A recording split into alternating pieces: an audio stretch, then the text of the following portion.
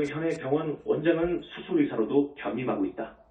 한 번은 원장께서 재미있는 환자의 이야기를 하여 듣는 사람으로 하여금 깊이 반성하게 하고 선으로 향하게 하였다. 원장이 말한 이야기는 다음과 같다. 내가 의사가 된 이래로 만나보지 못했으며 치료해 본 적이 없는 이상한 환자가 있었다. 3년간 5번의 수술을 했는데 갈수록 더 심각해져서 최후에는 하나의 손과 발조차도 반드시 끊어야 했으며 마침내 하나의 손발이 부족한 장애인으로 변하였다. 이상한 이 환자의 이름은 물레라고 하며 한 번은 자라의 손가락 끝을 물려 병원에 와서 약을 바른 후에는 대수롭지 않게 생각하였다. 그러나 반개월 후에 손가락의 상처에서 염증이 생겨 붓기 시작하였다. 의사의 검사를 거친 후 독한균이 골수에 침입하여 반드시 손가락을 잘라야 한다는 진단이 나왔다. 그 후 반년이 못 되어 물레는 바닷가에 놀러가서 공교롭게도 또다시 하나의 발가락을 물리게 되었다. 며칠 후에 염증이 생기고 붓기 시작하여 병원에 와서 검사를 해보니 세균이 골절에 침입하였다는 것이 발견되어 반드시 발가락을 잘라야 했다. 시간이 흘러 1년도 되지 않아서 손가락과 발가락이 동시에 염증이 생겼다. 다시 병원에 와서 검사를 해보니 뼛속에 독한 세균이 존재하고 있었으며 이 독균은 암을 형성할 가능성이 있어 반드시 손바닥과 발바닥을 잘라내야 했다.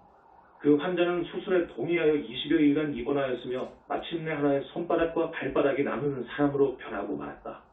물레의 불행에 많은 사람들은 혀를 차면서 이상하다고 하였다. 하지만 더욱 이상한 일이 마치천일야와 같이 연이어 일어났다. 친척의 아들이 머리를 깎고 스님이 되려고 하는 어느 날 물레는 친척을 따라 수계식에 참가하였다. 태국에서는 스님이 되는 수계식은 새벽 4시경에 거행되기 때문에 모든 참가자들은 절에서 잠을 잔다. 40명의 사람들이 절의 큰 방에서 같이 잠을 자는데 재수없는 일이 공교롭게도 물레의 몸에 떨어진 것이다. 그 많은 사람들 가운데 쥐가 물레의 상처와 난 다리를 문 것이다. 한 번 물었는데 그는 고통에 못 이겨 큰 소리를 질러 잠자는 모든 사람을 깨어나게 하였다.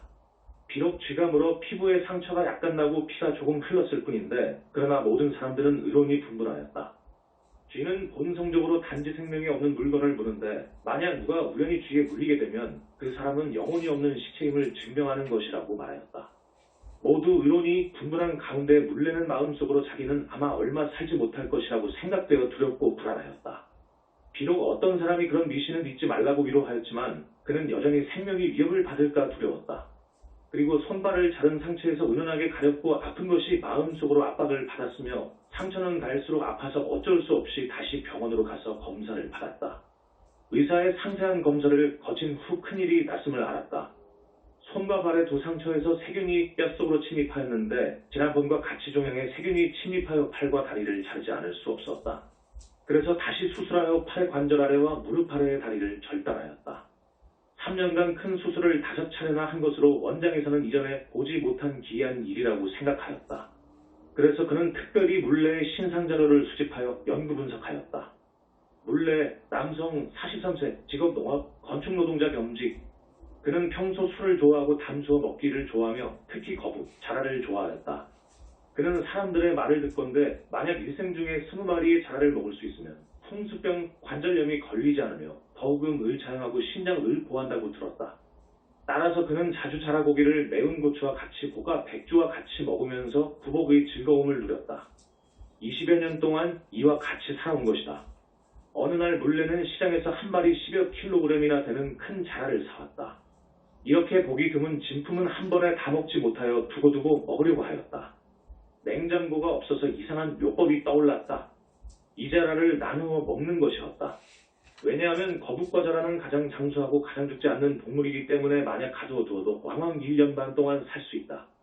물레의 묘한 방법은 오늘 얼마의 고기를 떼어 먹은 후 상처에 석회를 발라 피가 나오지 않게 하면 큰 자라를 근 반개월 동안이나 먹을 수 있는 것이다. 왜냐하면 자라는 계속해서 살아있으며 최후의 머리를 끊어 먹으면 다 먹을 수 있는 것이었다. 물레는 이러한 기발한 방법으로 자라를 나누어 먹는 것을 성공한 연후에 그러한 방법으로 계속해서 얼마의 자라를 먹었는지 모른다. 어떤 마음씨 착한 사람이 그에게 그러한 방법은 너무나 잔인하고 양심이 없으므로 악한 과보를 받게 될 것이라고 환기시켰다.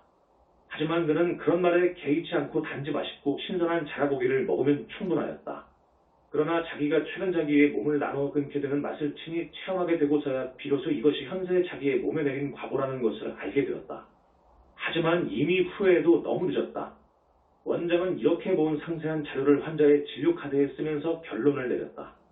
의학으로는 해석할 방법이 없는 불가사의한 인과보험의 사실이다.